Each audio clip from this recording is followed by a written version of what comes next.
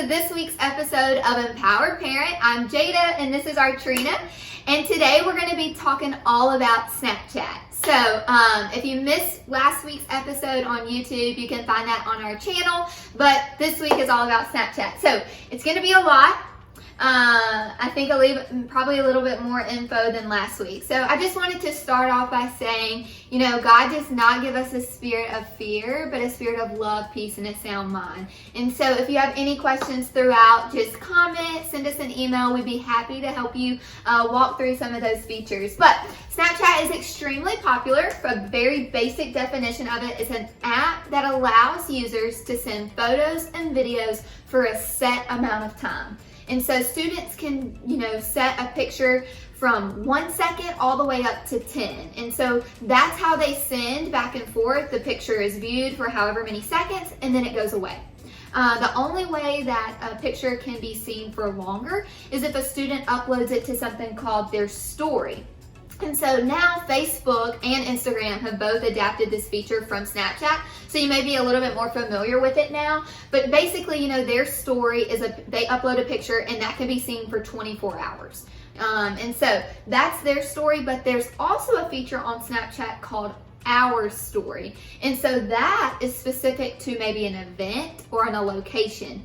So an example of that right now would be on Instagram. If you use the stay home sticker, it uploads it to a stay home story.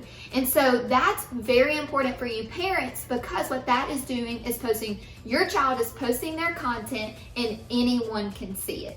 Right? So not just their friends, that's anyone in the area, anyone with that specific location tag. And so we're going to talk about why that's a safety risk later. But my story, our story, those are the first two features. And then the third thing I'm going to talk about is called a snap streak. And so basically what a snap streak is when two people snap for however many consecutive days in a row. So if I send Artrina a snap, she sends me one back, we do that 5 days in a row, we would have a snap streak of 5, okay? Well, this is extremely important to students. We may not understand why, but they specifically get on Snapchat to keep their streaks alive. So you may have a student that's taking a picture of their shoulder or taking a picture of the floor or the ceiling, and I'm like, what's the point?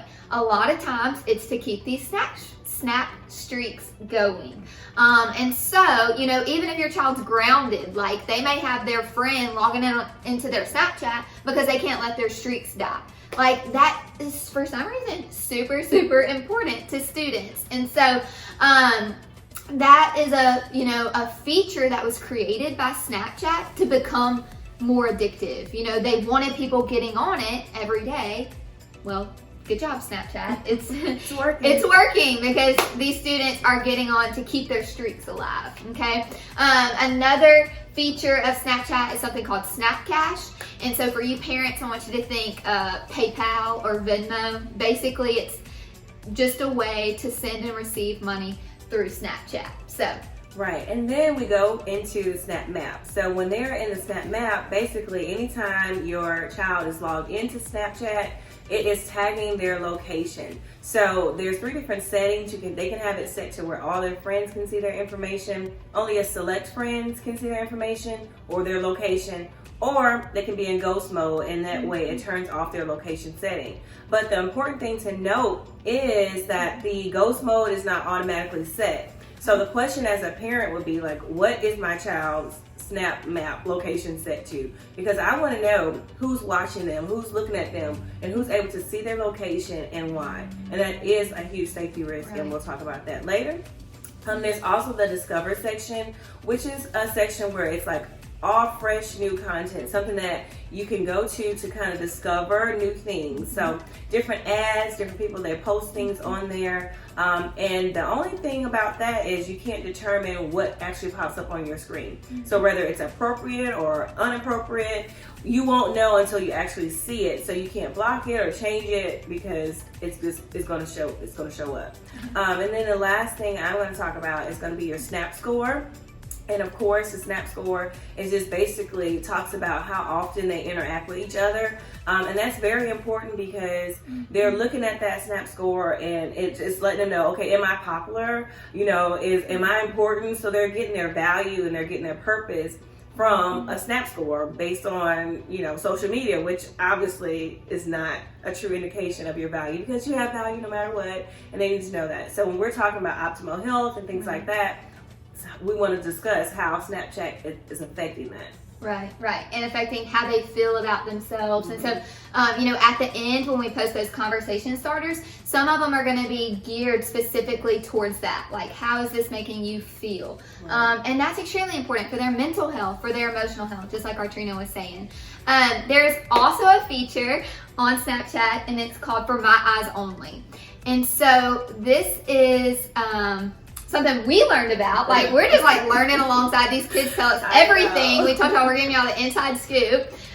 We did not even know what this was, but all of our students just started laughing in class. So eventually we caught on. Figured it out. We figured it out. Did a couple Google searches. But My Eyes Only is essentially a locker within Snapchat that saves pictures, and it's protected by a passcode. So what that means is I can open up Snapchat, I can go to my camera roll, and I can save a picture in Snapchat and then delete it out of my camera roll. So a lot of times, inappropriate pictures, screenshots of inappropriate conversations, things like, just ask yourself, why would a student upload a picture into a private locker that's protected by a passcode? Exactly. If they're uploading it, what are they hiding, right? Like, they don't want you to see something. They don't want other people to see something. So that's where we find a lot of risky behavior photos are found. And so, for you as a parent, like, you may open up Snapchat and look at who they're snapping or look at what's on their story, and you have no idea that they, I hate to say it, like, maybe living this double life behind this password protected code. Right. Like, it's really scary to think about, but that's a feature that we definitely wanted to share. We see it all the time. Like, you say For My Eyes Only, students know what they're talking about. Students know, we didn't, but they are definitely in the loop. And so, all these features, along with the fun filters and the, what they call where you can be a cat and stuff. Yes. Filters. Okay, see, I don't even know. It makes it super fun. All of those features we just listed make it extremely popular. But probably the biggest thing that makes Snapchat popular is because of the privacy. Yeah, it's assumed that, everything I post and everything I display in Snapchat can be private, or I have control over it. I can control who sees it, who doesn't see it. I can control who sees my location, who doesn't see my location. It's just a matter of, they think they can go in there and it's going to be private and no one is going to know what I'm doing, and I'm going to have complete control over what is posted and what is not posted in Snapchat. Yeah, and they think that, if I send it to you for 2 seconds, that makes it more safe, right? And so they just feel like, they trust technology, which is crazy, but, and so that's its biggest advantage to students, but that's also its biggest risk for parents, is that this privacy feature really is, questionable. And so we're going to walk through that with you guys with the risk section. All right, so what are the risks? Going back to our story and, knowing that you're in an event or you're at a certain location, and that gives you access to everyone that is a part of that event and in that location. So you're really opening up yourself. The child is really opening up themselves, or you or whoever, to whoever is there. So you can see their information. You can see what they're posting, and the same thing goes the other way around. Whatever they're posting is being exposed to people that you have no idea who they are. And it just opens the door for more people to get access to your child that you may or may not want to have access to. So it's not that it's necessarily always inappropriate or anything like that, but it's just exposing them to a group of people that they don't even know or you don't even know, and you have no way to monitor it or check it or to see who has now been exposed to your child. Also with the Discover page, if you're thinking about information being loaded. So it's like, highly sexual information, and you can't control it. So once it's been posted, once they see on that Discover page, that information is going to automatically come across their screen. And you can't monitor it, you can't check it until after the fact. So it's just important to make sure that they have a clear understanding of what they are looking at and to turn away from those things. Also with the Snap Map, when we're talking about your location, anyone does not need to have access to your location. So it kind of opens the door to predators, it opens the door to sex trafficking, it opens the door to just weird things. Like, no one needs to know where you are at all times. And if your child is in Snap, then that location is being shared if the setting is not set properly. Yeah, and Snapchat does not default to ghost mode, which is the safest mode your student could have a Snap Map on, because nobody can see it. But it doesn't default to that. It defaults to public. And so, yeah, if your child's in Snapchat, and they are at Target, those people can see their location. And so it just, like Artrina said, it just opens up a lot of risky behavior that a 13, 14, 15, even a 16-year-old that's driving is not thinking about. They're not thinking about. And so as a parent, that's why we're empowering you with this information so that you can, use your authority, like Artrina talked about, and really set some guidelines or have those conversations. One of the biggest risks we've talked about with Snapchat is sexting. So I'm just going there, parents. Y'all just get ready, but really don't tune me out right here, because with the thought of like, my child's not being exposed to that, or my child's not doing that. On our entrance quiz that we go into the schools with, every single school has sexting as something that they see. Private, public, it doesn't matter. This is something that is becoming normalized. So, like we talked about, Snapchat is the app of choice for sexting, because students think that they can take a picture, send it, and it goes away, right? Like, isn't that just the adolescent brain? There's no consequences for my actions. And so what we go in and tell our students are the same things we're going to tell you today, parents. Like, Snapchat is not safe for sexting, right? If I send a picture to Artrina, a lot of students think that they will be alerted if it's screenshot. That's something that, Snapchat, it's a feature, but that feature can be turned off.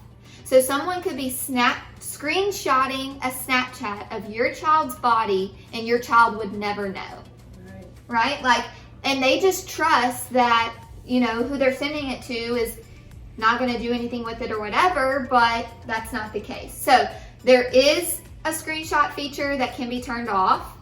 A lot of students think that if their face is not in it, then somehow the image is safer, right? Like, they could send a provocative picture of their private area, and if their face isn't in it, there's no consequences. That's not true either, right? Because every single picture that is sent is geotagged and time-stamped. So that picture can be traced back to the sender. If somebody screenshots it, or somebody turns it into a parent or shows a teacher, like, the person, the student, can be held legally responsible. And we're going to get to that in a second about the parent's role with legalities in a little bit. But Snapchatting is not safe because you can screenshot. It's not safe even if the face isn't in it.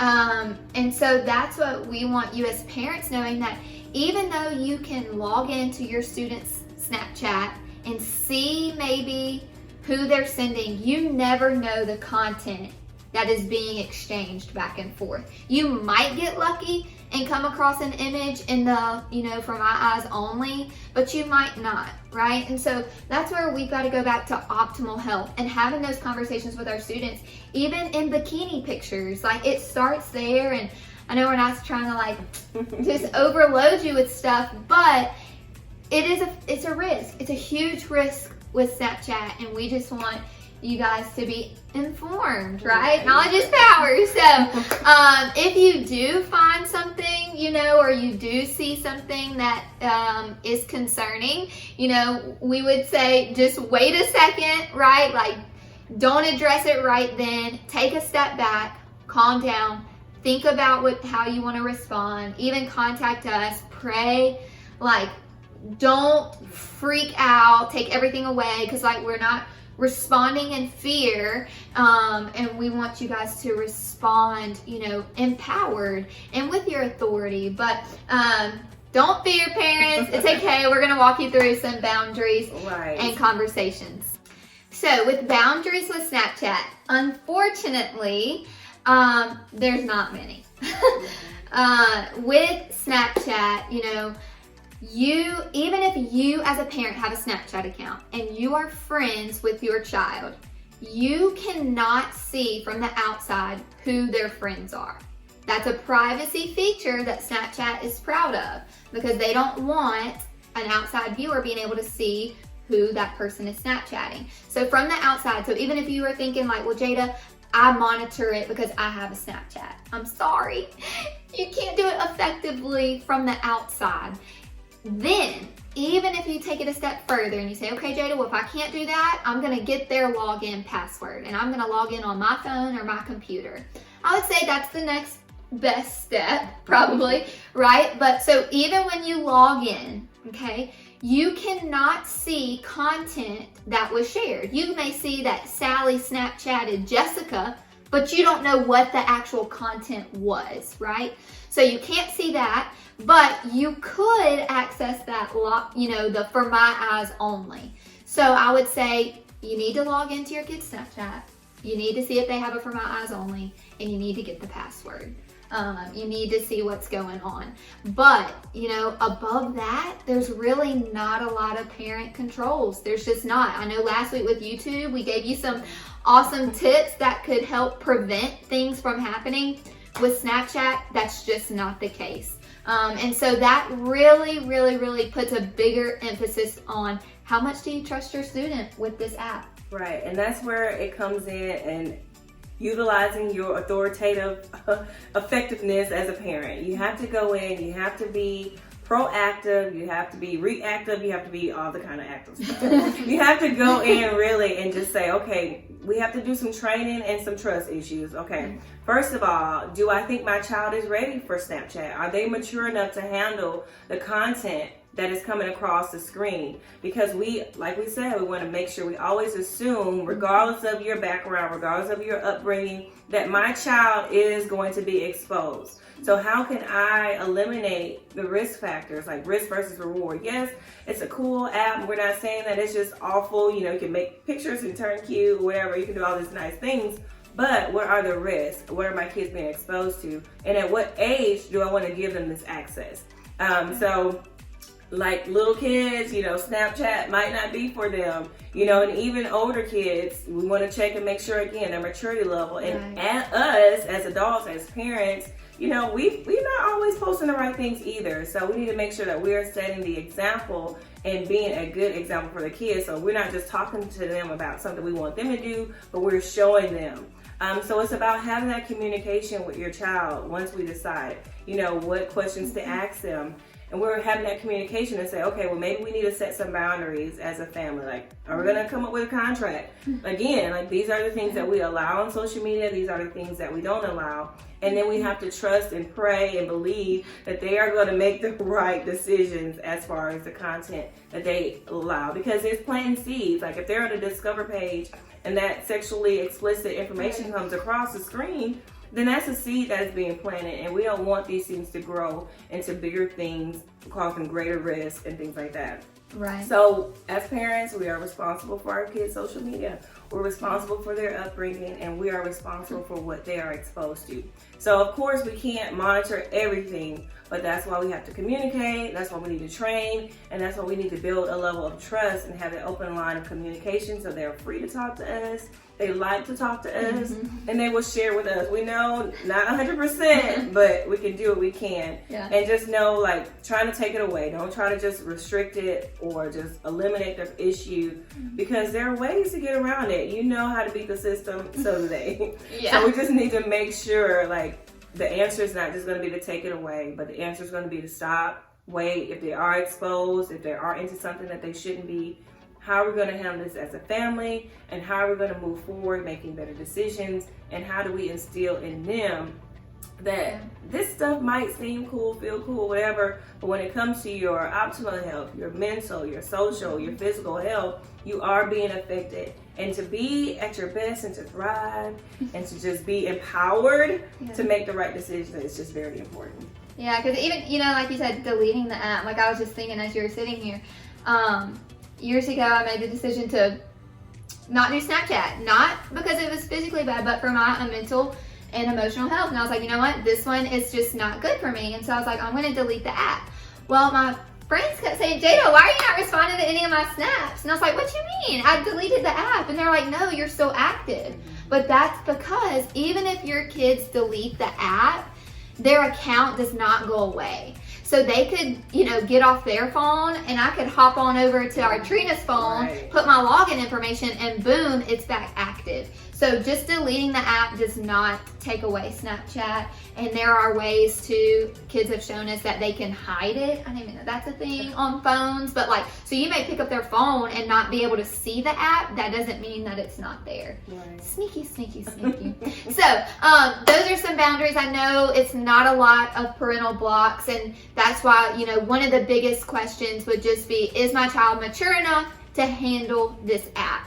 And so we have some questions. Our next section is going to be just those conversation starters to help you as the parent navigate through that.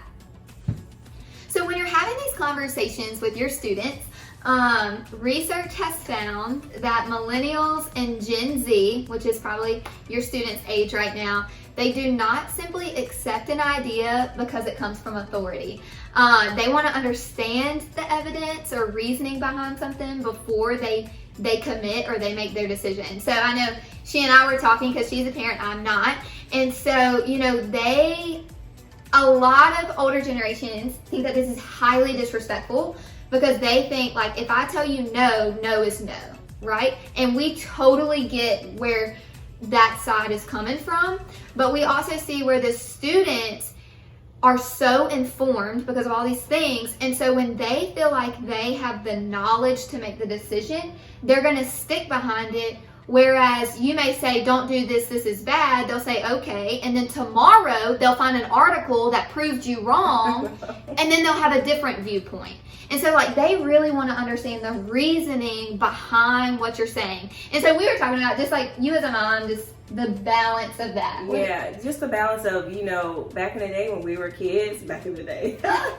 But anyway, it was a why. We would say, okay, why can't I do this? And the parent was like, because I said so. And that was enough. That was enough. We didn't question it. We didn't go back and forth with it. But for kids, they may not say anything disrespectful to you when you say because I said so. They may not be rude, but it's not enough for them in the back of their mind. It might stop them from making that decision at that moment. But when the next opportunity comes up, because I said so, it's not sticking in the back of their head. But if we give them some information as to why and how it's affecting their value and how you need to make the right decisions because of your purpose and where you're going in life, because you don't want these things to affect your future, and how sending this picture now may prevent you from getting a job in 10 years, okay, well then maybe they're thinking, okay, well maybe this makes a little bit more sense. Then it's not just because my mom's not cool. Right. I'm cool. I'm cool. I'm hip, I'm happening, but I also want what's best for your kids, and I'm sure you do as well. Yeah. So it's a balance. We totally get if the law in your house is you, and if that's what you say,